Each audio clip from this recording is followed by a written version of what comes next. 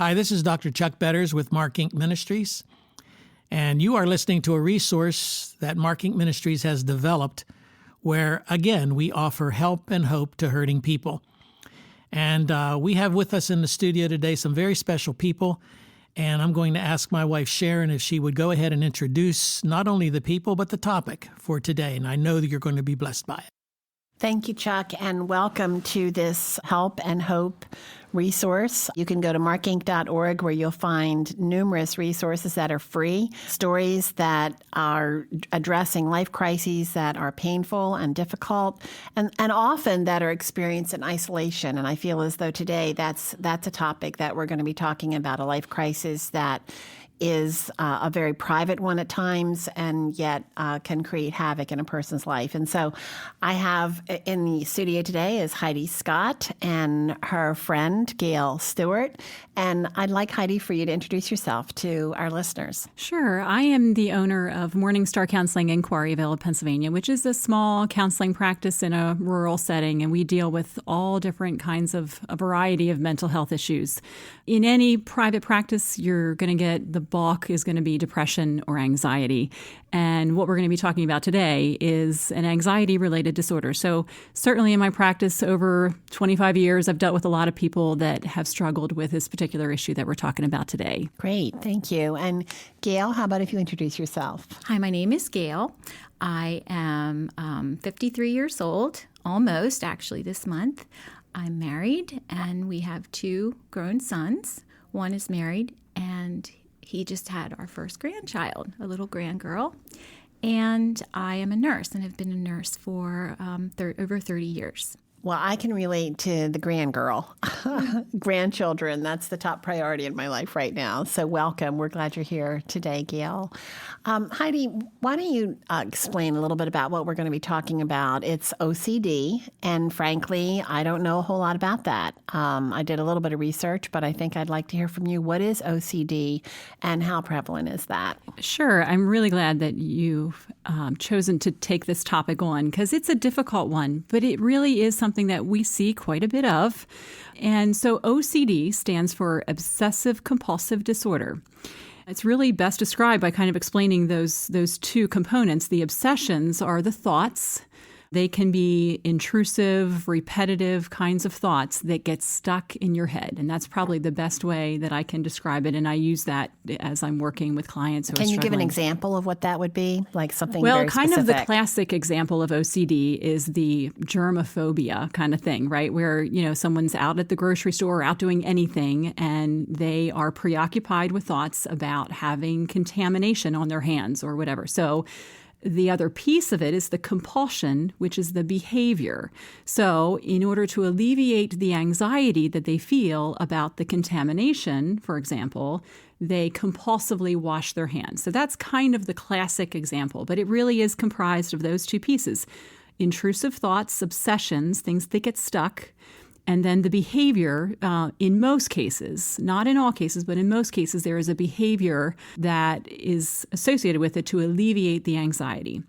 The other thing that I'll say about it, sometimes people have a sense that the anxiety they're feeling is distorted, and they really shouldn't be worried about it. In other words, they kind of know that there is a real threat here, but in some cases they don't. So you can have OCD and have either be sort of knowledgeable and have that insight that they are in some ways distorting it, and some people don't. So what causes it? Well, there is definitely a genetic component to it. So that's probably the biggest thing. That's the shortest answer to it, that often what we see in someone's family history is there's somebody that either has OCD itself or some other anxiety disorder. There's a comorbidity, or another term for that is just another diagnosis that goes alongside of it sometimes, of things like tic disorders, certainly generalized anxiety disorders, which is more of just your typical worrier. So there are some other things that will go alongside of it. There is also a theory that it's a bit of a learned behavior too. So it is both genetic and learned.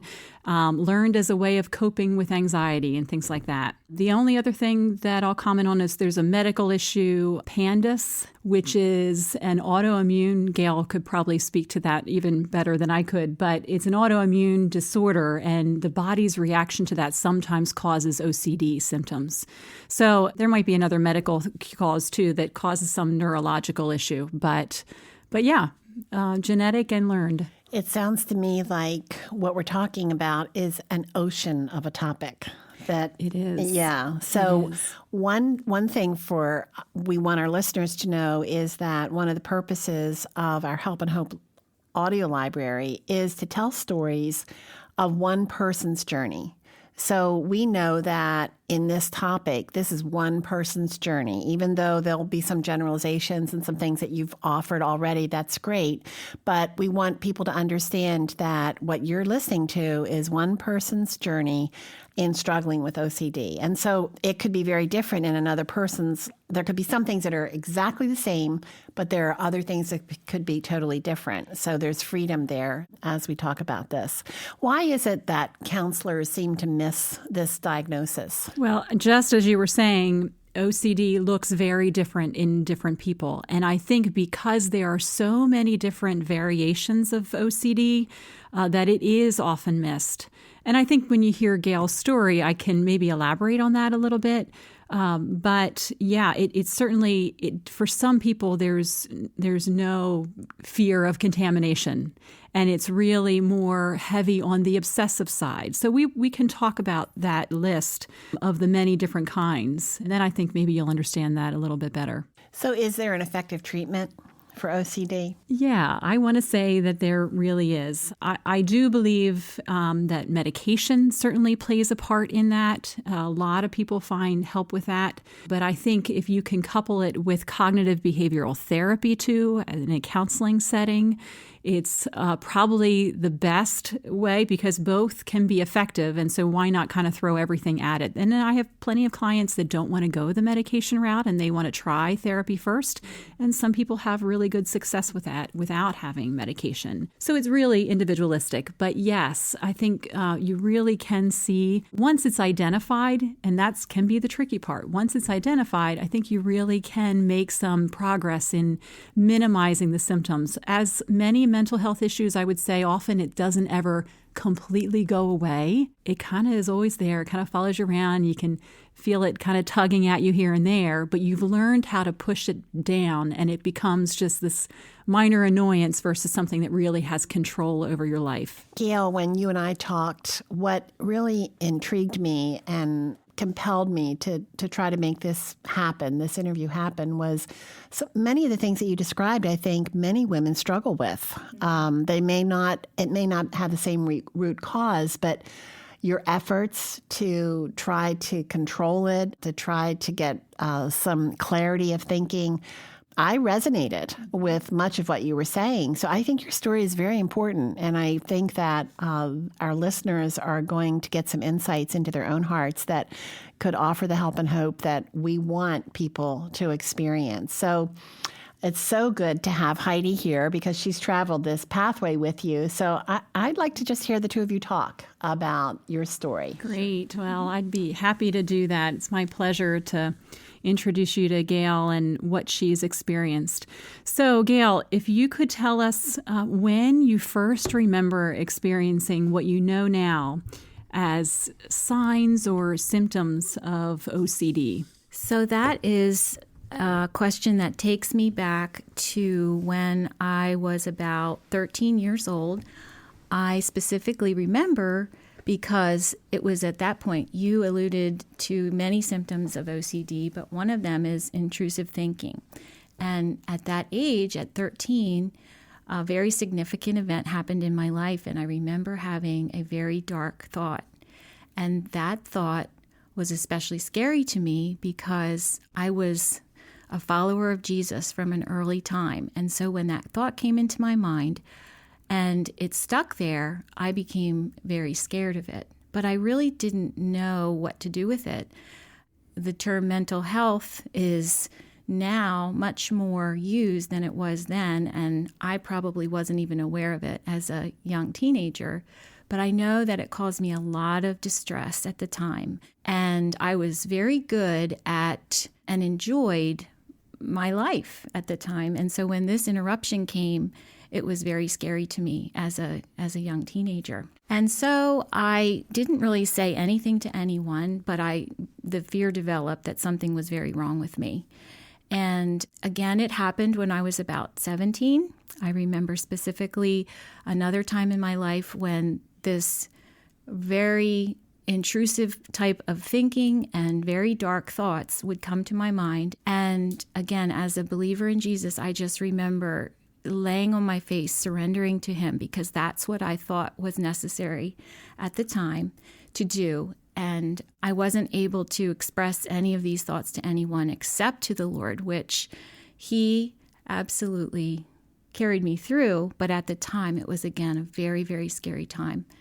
I went on through my life periodically, mostly during stressful times, having these thoughts. And again, each time doing what I thought I was supposed to do. And that was to dig into God's word a little deeper, to pray as much as I could, to seek Bible studies that would very much address all sin issues, but thinking that that was a deep sin issue in my life, and that if I could just do something more, that it would potentially relieve this. So when I became almost an empty nester, the wave hit me so hard, which I now know it was OCD, with these thoughts, that it became a physical issue, and I was in the hospital, and nothing could be determined that was wrong with me physically. And then that's when I began to think I had depression. But again, it was not an OCD diagnosis at the time. Were the thoughts creating a lot of guilt for you? Absolutely. I, again, didn't really know what to do with the thoughts that I was having. And again, guilt is a big part of, it's a big motivator, I guess I want to say. And it was, I don't know how to say it other than yes, that really impacted me. Yeah, so with Gail, we're going to allow her some privacy in this, but what I can very easily do is give some examples of the type of OCD that Gail struggled with. We talked already about the washing and that kind of thing. Some of the other more common ones is maybe checking locks in your house, order and symmetry, organizing your closet, making sure in your pantry all the labels are facing out, little idiosyncrasies like that are probably more commonly known as OCD. Some people have this compulsion to count and repeat things over and over just as they're going about their daily life. But then there's this whole side of OCD that I often refer to more as thought OCD, which is kind of odd, but the technical term for it is scrupulosity, which is heavier on the obsession piece and not so heavy on the compulsion. So it's the thoughts. And these thoughts often are not good thoughts. Often they are sexual in nature, or they are thoughts about self-harm or thoughts about harm to other loved ones. A lot of the times there's excessive guilt associated with that, but if it's a person of faith, then there's a lot of doubt then about where they are and feeling like they're sinning in their thinking. But that's where it can be really tricky. And if somebody doesn't know what they're looking for, they may start making assumptions about that person too. So we can talk about more about that when we're talking about finding help for this. But some clients that I have had situations where they have these intrusive thoughts or very disturbing thoughts. And then the compulsion piece of it is that they need to confess that to somebody. So they go and they tell a loved one, go and tell a mother, so that can be a piece of it too. So you can have a little bit of a compulsion. But a lot of these with scrupulosity, it's more just they are struggling in their thought life. Like, for instance, having thoughts about harming somebody. They are extremely, as you can imagine, bothered by thoughts of stabbing their loved one, but yet it really bothers them. And so often what I'll say is, you know this is OCD if it bothers you. If you really are homicidal, you don't have any thought about the other person. You're not bothered by the thought. You're angry at them or you feel justified or what have you. So these thoughts are very disturbing, and sometimes they're just images that fly in, and then they're thoughts that just stay there and get stuck. So Heidi, what I'm hearing you say is that these thoughts, it's like they come out of nowhere. They're not rooted in a broken relationship or anger or toward another person. That is right. And it's shocking to the person who is having them because it's so outside of their thinking or their character, or it's so foreign to them. But what do they do with it? And so the interpretation, you're saying, especially for a person of faith, is, okay, there must be a sin here, and I need to take care of that sin, and that can put you on very fragile ground, I would think. I would say that actually feeds the OCD, because it feeds that thought that, oh, there's something I need to do here. There's something I need to uncover here. There's something I need to look for here. And that is exactly what we sort of say, the OCD wants you to think, because it keeps you spinning in that horrible wheel that you get stuck in. So how prevalent do you think this is with people? Because to me, this is something that's extremely private that people are not going to want to talk about. But in your practice and in your experience, how prevalent is this kind of OCD, where it's thoughts? I think a lot of people that have anxiety of other kinds, I do see this a fair amount in my practice. Sometimes it's just nuances of it, where predominantly they're more in the category of generalized anxiety disorder. But then there's another segment that their predominant issue is the obsessive compulsive piece.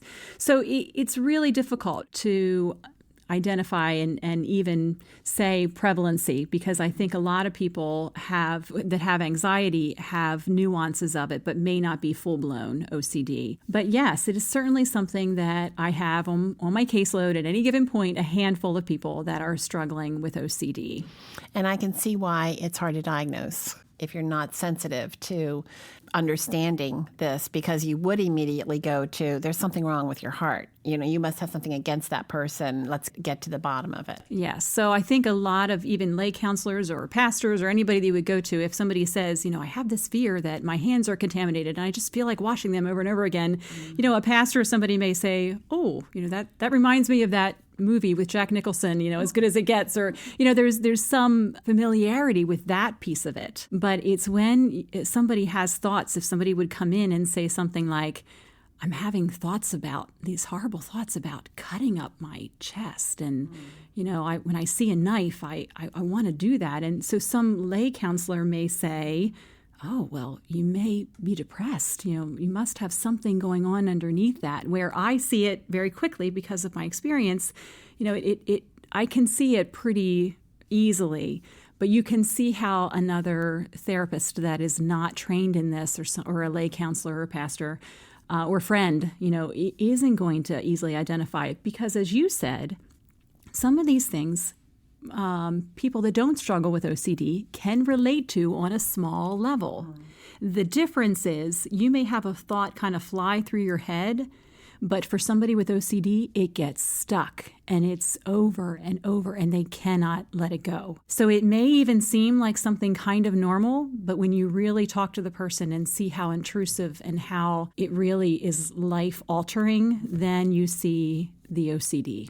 So, Gail, you described childhood, some of these moments in childhood where you were struggling with some thoughts. And then there were these pockets of time where you really didn't have a lot of symptoms. Is that correct? That is correct. Mm-hmm. And then later in adulthood, it kind of reared its ugly head again? Yes, it did. Mm-hmm. And at what point in time do you think you began to see this as a mental health issue? Like, did you seek help at any point in time prior to this? I feel like that is such a good question because, again, growing up in the era, I told you that I'm 53 years old. So growing up in that era and being a nurse, a medical professional myself, mental health was not always viewed as obviously something you would want to have or be a part of or have an issue with. And so I would say that early on, I was most fearful of having a mental health diagnosis. So that was one of my biggest fears of sharing that with anybody, especially anybody in the church.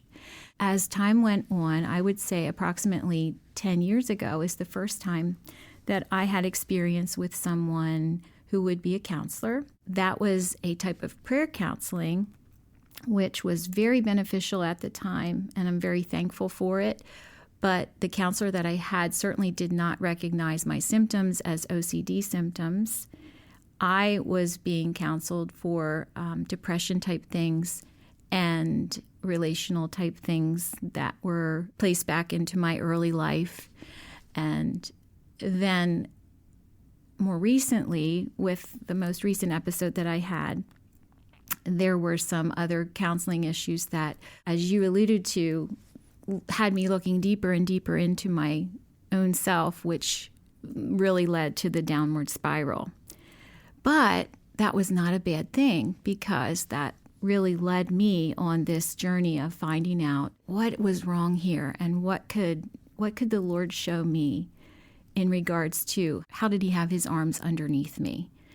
And that began my journey to actually finding you as my current therapist, which was a long journey. Can you describe anything more about just the emotional toll? Like when you were at your lowest point, can you describe what that was like emotionally for you? Can you give us some of those feelings that you were struggling with? I hate to use the word crisis because this is my experience, and many of you listening have had your own crises, so I don't in any way want to minimize that.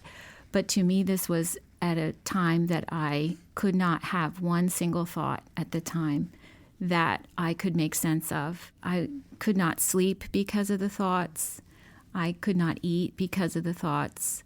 I was able to go to work, but it was very, very challenging and very, very difficult just to basically put one foot in front of the other. That's how much the thoughts impacted me at that time. Was it the thoughts themselves, or was it the guilt that you felt as a result of the thoughts?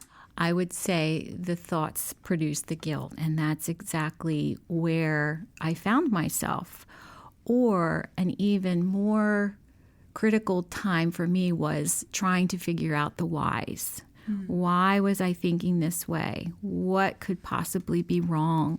What area of my life wasn't I doing right? What type of things? And again, this, as a believer in Jesus, comes to a place where I know he is all about grace. And the fear that I was experiencing because I had the thoughts took me back to the verse that says, "Do not fear." And it seemed like I was directly disobeying a commandment that the Lord said that he would always be there with me and I had nothing to fear. But my mind was in a place that I could not in any way at the time feel like I could logically come to terms with. I'm glad you brought up the whys, because that describes, I think, what a lot of people with OCD get stuck in there. And you can see how that feeds the OCD thought that there must be something here that's terrible. And you can see how it can be very often misdirected. But yeah, we do really caution against that why, because what's that doing? That's saying that there's something underneath it that you need to find in order to relieve what's going on.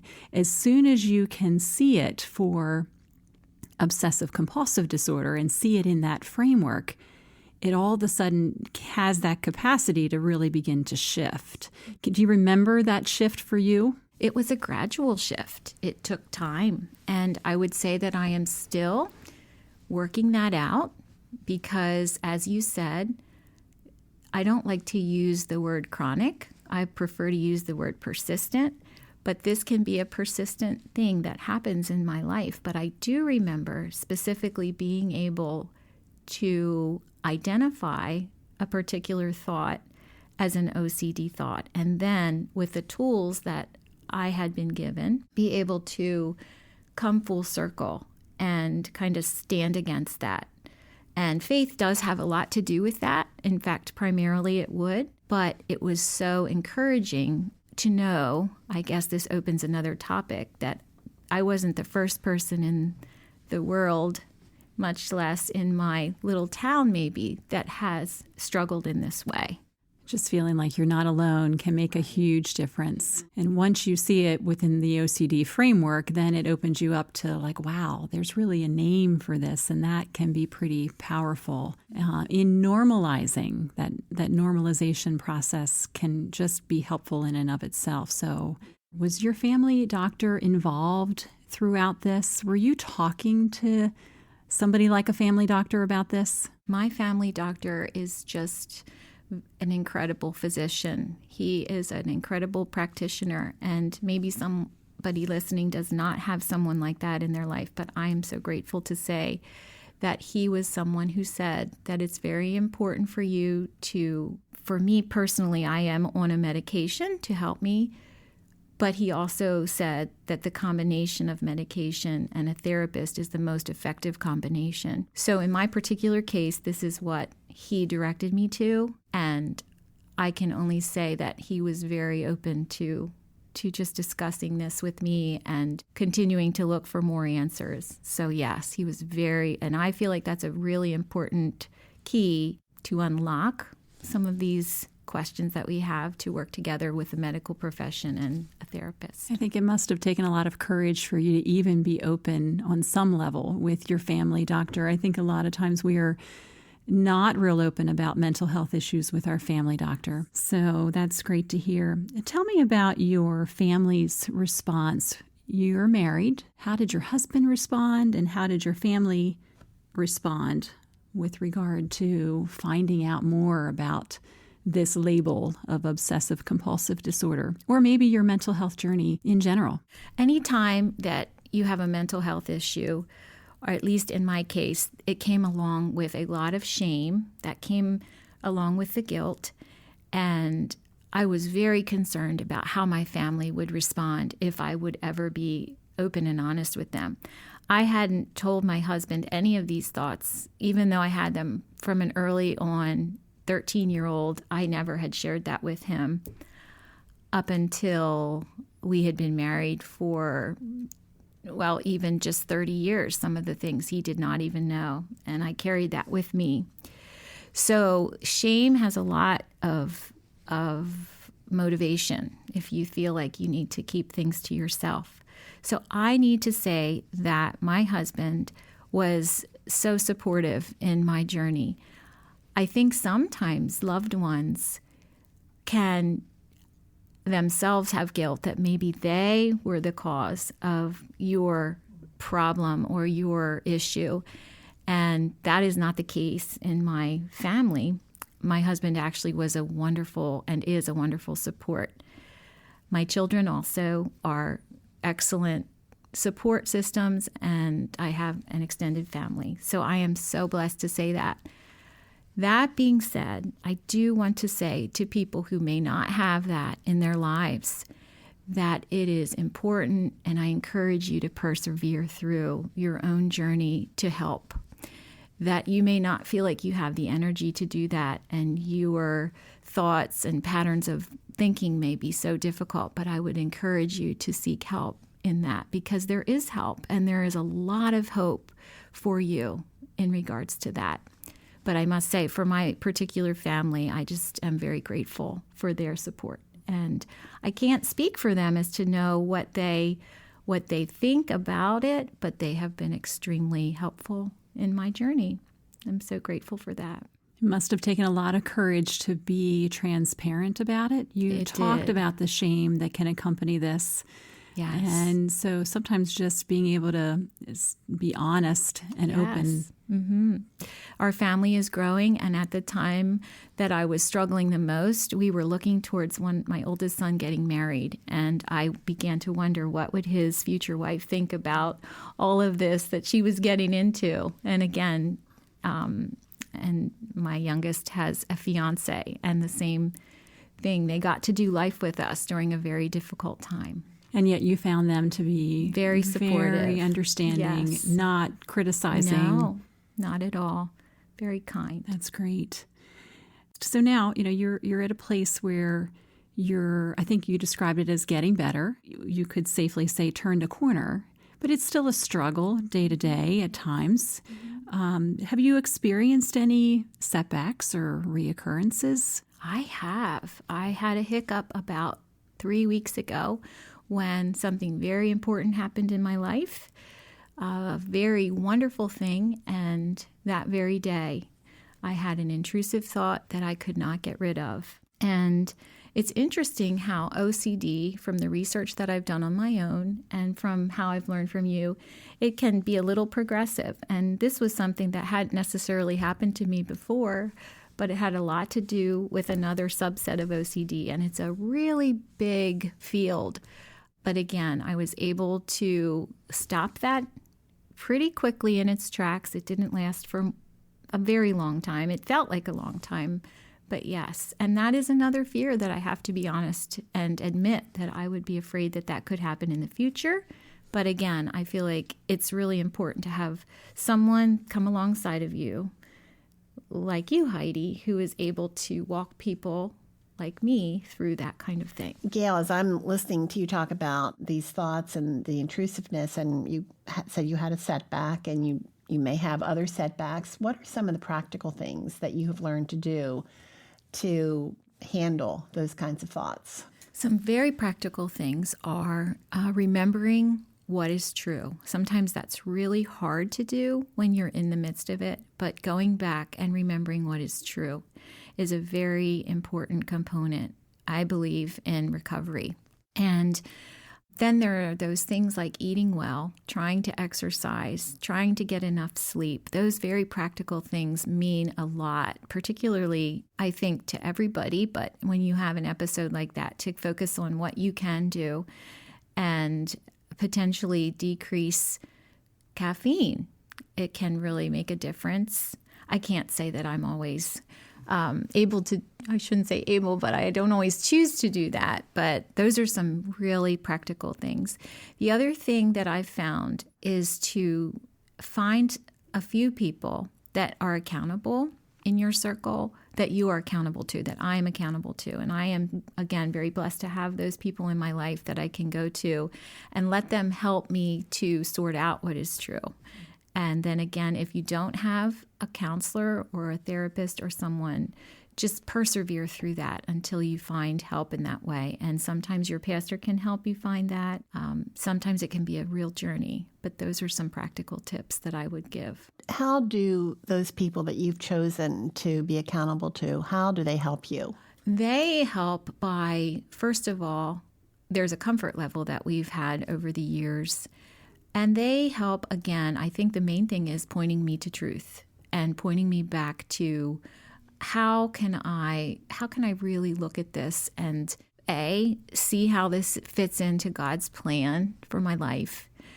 And oftentimes just by listening and letting me talk to them and hear my own self, that is very helpful as well. One of the things that helped me in my own personal journey when, as you may know, our son Mark was killed in a car accident when he was 16 years old. And so the grief of that grief journey, as you said, it's always with you, but you learn how to function in there and find purpose. A turning point for me was when I realized that my circumstances are a platform for glorifying God, that He would not waste this pain in my life, that He was equipping me. He had equipped me for it, even though I felt that He had abandoned me. You know, I went through all of that of pounding on His chest and not understanding how He could have allowed this in my life. I'm His daughter and, all those things. And you may have had the same kind of feelings as why did He create me this way? But it was an amazing thing for me when it was Mary, the mother of Jesus, when I was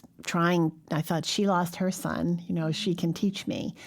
And her response to that announcement that was going to change her life, that she was going to bear this baby and she was a virgin and all that crazy stuff. What was it? It was, I am the handmaiden of the Lord. May it be to me as you have said. And then she said, my soul magnifies Him. And it was a profound moment for me to think from that moment on, her life was about honoring Christ. And think of what she went through. I mean, her little boy could have been murdered.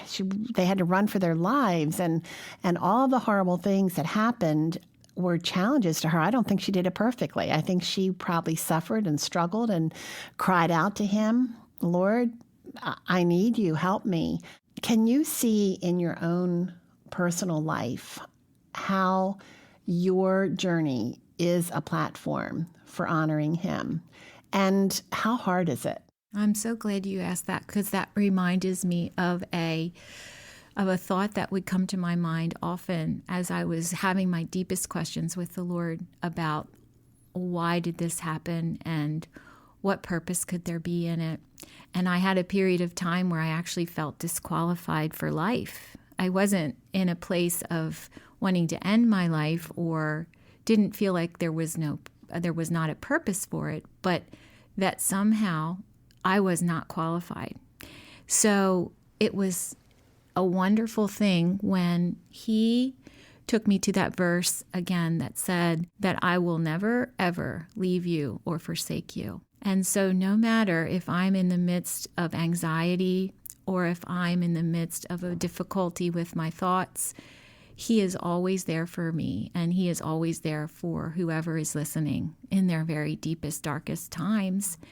And as far as a platform for him, I would say that was my prayer throughout it, that if there would be any way that he could use my story, as little or as much of it, to share for him, that I would be willing to do that and obey him.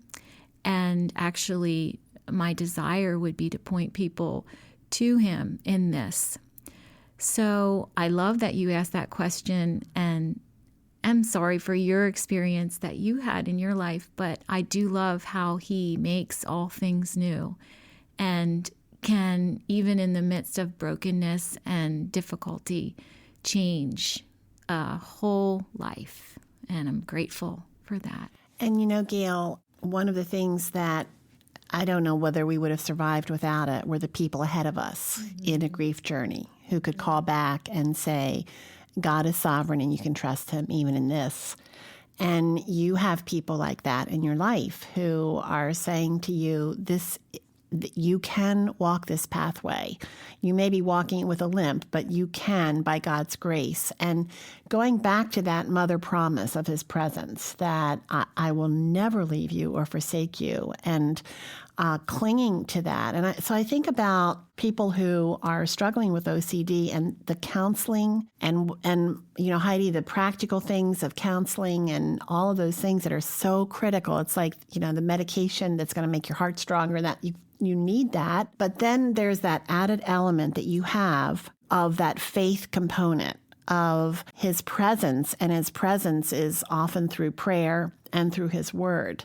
And so you've mentioned a scripture that he would never leave you or forsake you. Are there other scriptures where you go when you feel especially desperate for that help and hope that he offers to you? Yes, I don't always know what I call the addresses, but there are definitely scriptures. One that says he will not give us a spirit of fear, but of power and of love and of a sound mind.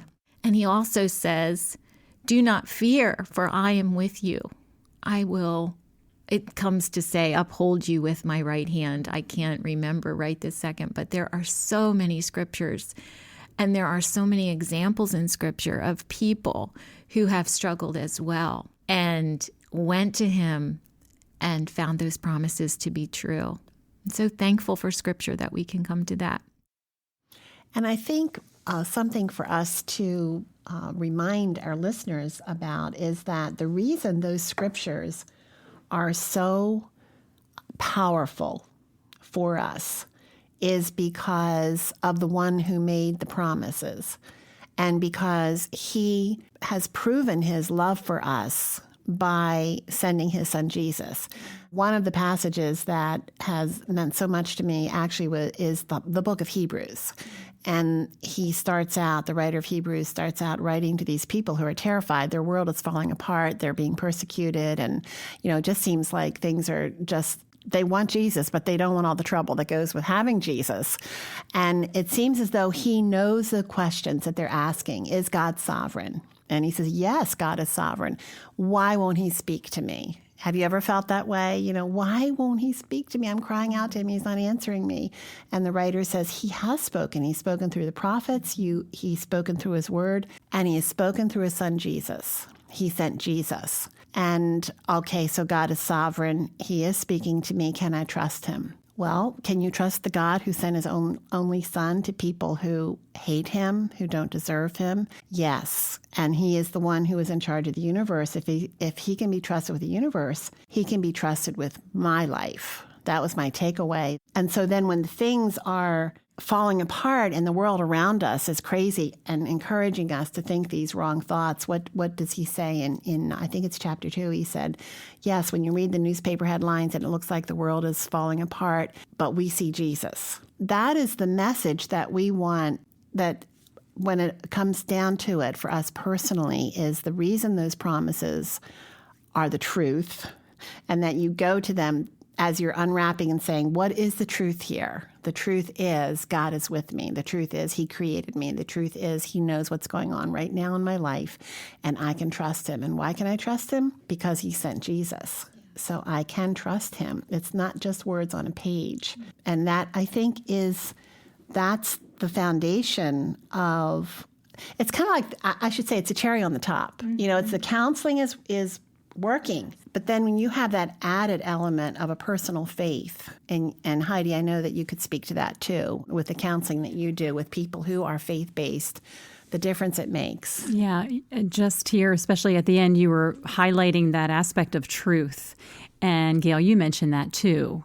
So from my perspective, one of the scripture passages that I refer to, not just dealing with OCD, but dealing with depression and dealing with anxiety overall, is we are seeking truth. And so I am often pointing people to passages like Philippians 4 is probably one of the most frequent ones that I revisit, that, be anxious about nothing. And then it goes on to talk about think on what is true and what is right and lovely and praiseworthy. And so that, as I hear Gail say something like, I felt like I was not qualified for life, I want to scream, although I don't, but inside I just want to scream, this is OCD. This is not you. This is a lie. And so that is, if we could describe anxiety or OCD, it's lies that you're entertaining over and over again. And the guilt is just feeding into that lie. So, taking captive our thoughts, it really is, cognitive behavioral therapy, very heavy, I think, on the cognitive. The behavioral aspect in dealing with obsessive compulsive disorder is really kind of leaning into some of that anxiety that these thoughts produce. And we call that gradual exposure therapy, where you sit in the uncertainty that maybe my hands are contaminated. Like I explained in the beginning, some people don't really think their hands are contaminated, but there's that uncertainty. And so we really seek them to seek the truth and the likelihood and all of that, and sit in that without having to go through the compulsion of washing the hands, just as an example. So yeah, you both are really mentioning that pursuit of truth. And so that's why that shift can happen when you see it through the lens of OCD, because then you have the self-talk of constantly reminding yourself, this is OCD. This is a lie. For my clients of faith, we really talk about, well, where is it coming from? If it's not coming from God, where is it coming from? So having that, realization that ultimately it comes from Satan gives them that motivation to really fight that lie that keeps flying into their head. One thing that keeps coming into my mind is people that don't understand, that you might share, I have these bad thoughts, and they don't put it in the context of OCD, or the person who's saying, I've got to wash my hands, I've got to wash my hands. What is our natural response? It's going to be, stop it, just stop it, just stop it. Mm-hmm. And what I'm hearing you say is that's impossible to just stop it. You have to have a tool chest of ways to retrain your mind and to take control.